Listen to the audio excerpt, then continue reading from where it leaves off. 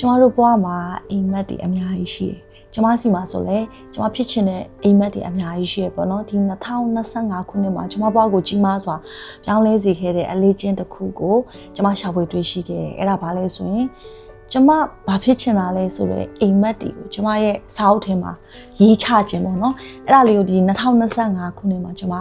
တိတိကျကျလုပ်ခဲ့တယ်။ပြောမယ်ဆိုရင်ငါဘဝမှာဘာဖြစ်ချင်တာလဲ။ငါဘယ်ကိုတွားချင်တာလဲ။အဲ့ဒီအရာကိုကျမကိုအချိန်ပြန်ယူပြီးတော့မှချရည်ခဲ့တဲ့အလေးချင်းလေးတစ်ခုကဒီနေ့ကျွန်မအဲ့ဒီနေရာမှာပေါ့နော်ဒီလိုမျိုးရိုက်ကူရေးလုပ်နေပြီးတော့မှကျွန်မရဲ့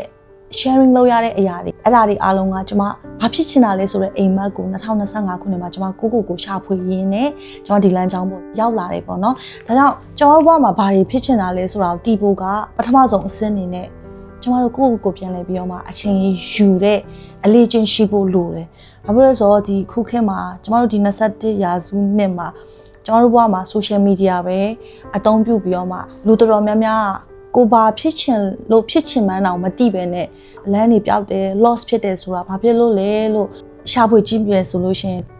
ကိုနဲ့ကိုအချိန်ပြန်ယူတဲ့ဟာနဲလာလို့ပေါ့နော်ကျွန်မဒါလေးကိုပြောပြချင်တယ်အဲ့တော့ကျွန်မဘဝမှာအဲ့2025ခုနှစ်မှာကျွန်မဘာတွေလုပ်ခဲ့လဲဆိုရင်ကျွန်မဟုတ်ပြီကိုလိုချင်တဲ့အရာတွေကိုကျွန်မတိသွားတဲ့အခါမှာပုံဖော်ဖို့ပေါ့နော်ကျမရဲ့မျက်စိရှိမှာငါဒီလမ်းကြောင်းကိုတွားနေတယ်ဆိုတဲ့အရာကိုတီးဖို့ကကျမတို့မြင်နေဖို့လိုတယ်အဲ့ဒါနဲ့ကျမဘာစလုပ်လဲဆိုရင်ကျမရဲ့ goals တွေကိုကျမ vision board စလုပ်ခဲ့ပေါ့နော်အဲ့ဒါနဲ့ကျ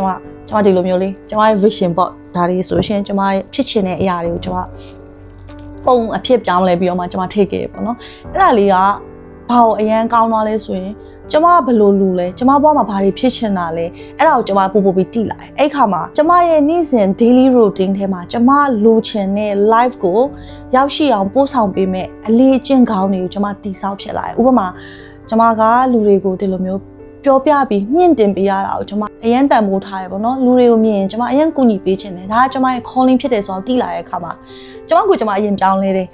ငါကလူတွေကိုဒီလိုပြောပြဖို့ဆိုရင်ငါကိုယ်တိုင်အရင်ပြောင်းလဲဖို့လိုတယ်ငါကိုယ်တိုင်အကျင့်ကောင်းတွေကိုတည်ဆောက်နေတော့သူဖြစ်ဖို့လိုတယ်ကျွန်မတိလာတဲ့အခါမှာကျွန်မဘာပြင်လဲဆိုရင်ကျွန်မရဲ့နေ့စဉ်အလေးကျင့်တွေကိုကျွန်မပြင်ဆင်တယ် daily routine ကိုစတင်ပြီးပြုပြင်နေသူဖြစ်လာတယ်အဲ့ဒါဘယ်ကနေစလဲဆိုရင်ကျွန်မအိမ်မက်တွေကိုရှာဖွေတွေးရှိသွားတယ်အဲ့အိမ်မက်တွေကိုကျွန်မချရေးတယ်နောက်တစ်ခုကျွန်မအိမ်မက်တွေကိုပုံဖော်ပေးတဲ့ပုံရိပ်တွေကိုကျွန်မ print ထုတ်လိုက်တယ်အဲ့တော့ဘဝမှာဖြစ်ချင်တဲ့အရာတွေအများကြီးရှိမယ်ဥပမာ make up တင်တဲ့ဖွင့်ချင်တဲ့သူတွေရှိမယ်ပြီးရင်ပညာရေးဒီဂရီတစ်ခုခုကိုယူချင်တဲ့သူရှိမယ်အဲ့တော့ကိုလိုချင်တဲ့လမ်းကြောင်းကိုတီးဖို့အရင်ဆုံးချရေးပါချရေးပြီးတာနဲ့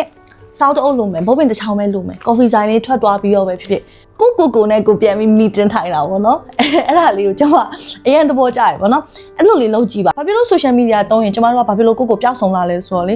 သူတို့ပြနေတဲ့ဟာတွေကိုပဲကျွန်မတို့က mindless scrolling လုပ်တယ်လीနော်လူတိုင်းဒီပြဿနာကိုကြုံတွေ့ဘူးလေကျွန်မတို့ဒီအခုခေတ်မှာဖုန်းကိုအဝေးမှာထားပြီးတော့မှနေဖို့ဆိုတာတိတ်မဖြစ်နိုင်တော့ဘူးပေါ့နော်အဲကြောင့်ဖုန်းကိုခဏဘေးမှာထားပြီးတော့မှငါဘဝမှာငါဘာတွေဖြစ်ချင်တာလဲအဲ့ဒါကိုပြန်လဲပြီးအချိန်ယူပြီးတော့မှကိုယ့်ရဲ့အိမ်မက်တွေကိုချရေးကြည့်ပါ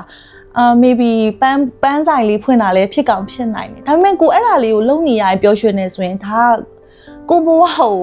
ကိုနေ့ရက်စဉ်တိုင်းမှာပျော်ရွှင်စေတဲ့အလေးချင်းတွေကိုကိုရှာဖွေတွေးရှိလာရင်ကိုကပျော်ရွှင်လာမယ်သူများခေါ်တာကိုစောင့်နေတာပဲမဟုတ်တော့ဘဲနဲ့ကိုနဲ့ကိုပြန်ပြီးပျော်ရွှင်တဲ့လူတစ်ယောက်ဖြစ်လာမယ်ဒါလေးက relationship တွေမှာလည်းအများကြီးအထောက်အကူပြုရဲဆိုတာလေးကိုကျွန်မပြောပြချင်တယ်ပေါ့နော်အရင်တော့ဆိုကျွန်မ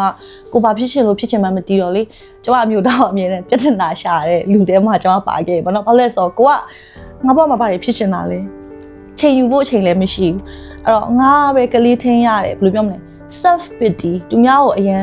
်ဘယ်လိုမျိုးအပြစ်မြင်လွယ်တဲ့လူတယောက်ဖြစ်တယ်အဲ့ဒါတွေကဘယ်ကနေစလဲဆိုရင်ကျွန်မဘာဝတနာပါလဲကျွန်မဘာတွေဖြစ်ချင်တာလဲဆိုတာကိုကျွန်မ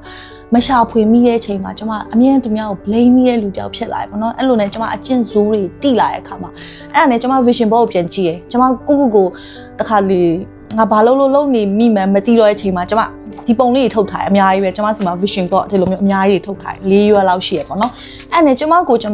မရဲ့စာကြည့်ခန်းလေးမှာကျွန်မထားတယ်ပြီးတော့မှကျွန်မပြန်ပြီးတော့မှ okay ဒါတွေကငါလိုချင်တဲ့အရာတွေဖြစ်တယ်ကျွန်မရဲ့ brain ကိုပြန်ပြီး program ပြန်သွင်းတဲ့သဘောပေါ့နော်ဘာဖြစ်လဲဆိုတော့ကိုမြင်တဲ့အတိုင်းပဲကိုဘွားဖြစ်လာတယ်ဒါကြောင့